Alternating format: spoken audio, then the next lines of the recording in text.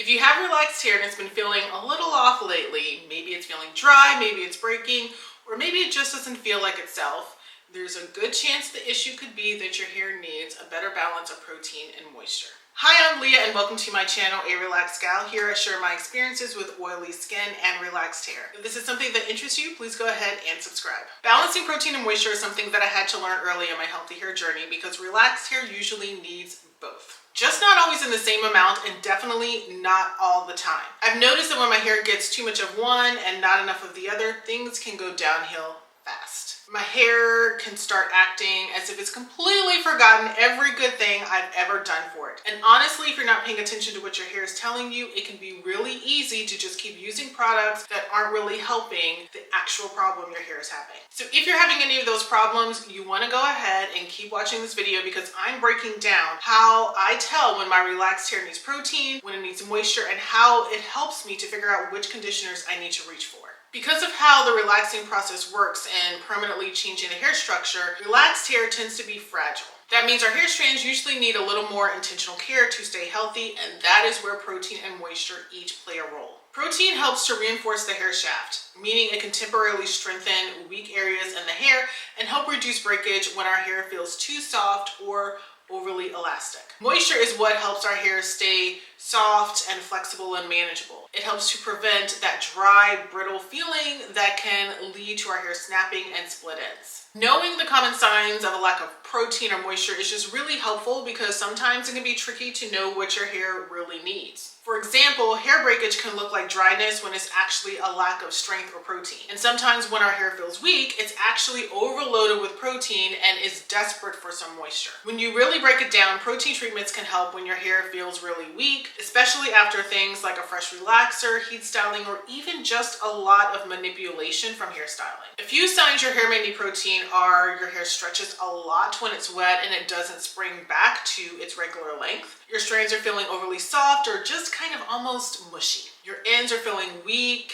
and thin. Your hair has been through a lot lately. You've been doing a lot of heat styling. You've been coloring it. You've been getting relaxers for a long time. Or you could just be styling your hair a lot. For me, one of the easiest ways to know if my relaxed hair needs protein is what happens when I'm combing or detangling my hair. If I start seeing my hair breaking from like mid-shaft, from like here or even a little further up, I know, and that's really just my cue, that I need to use some strengthening products in my hair routine. Now on the flip side, sometimes your hair just doesn't need more protein at all. It actually needs moisture.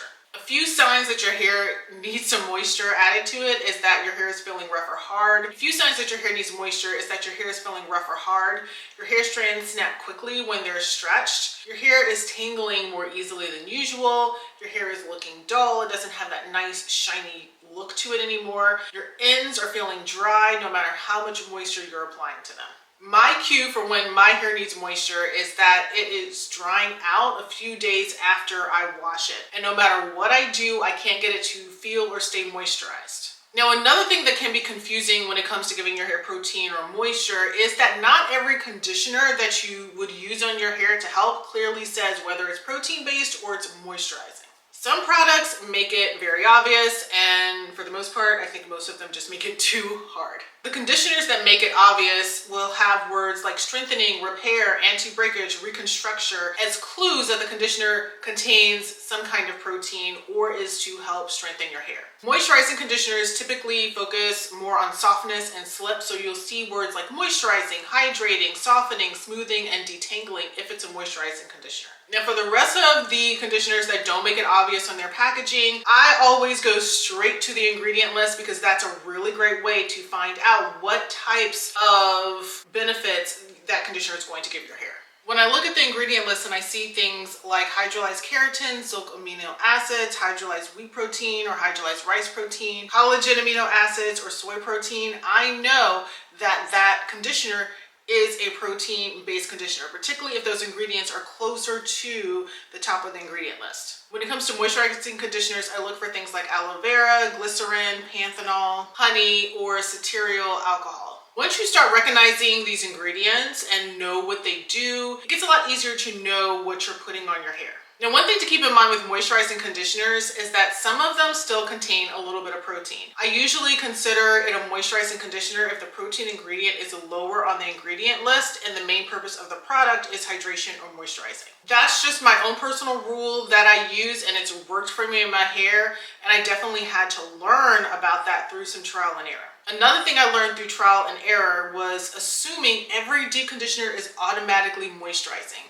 Believe me, that's not true. Some deep conditioners, and actually a lot of ones that I found, are actually strengthening mask. And if your hair is already protein sensitive or doesn't need any protein, using those too often can make your hair feel worse. Another mistake is using protein too frequently. Protein can be helpful, but using it every wash day can leave your hair feeling stiff and brittle. Now, if your hair starts to feel hard after a protein treatment, that can be a sign you need to pull back and focus more on moisture. The biggest lesson for me when it comes to protein and moisture in my hair and figuring out which conditioner to use is really paying attention to how my hair is behaving. If it feels soft but weak and breaks while detangling, I usually go for a light protein treatment. If my hair is feeling hard, dry, and it tangles more than usual, I know I need a moisturizing deep conditioner and a few days of keeping my hair really moisturized. Take it from me, if your relaxed hair suddenly starts feeling different, don't automatically just buy a bunch of new products. Take a minute to pay attention to what your hair is actually doing and telling you.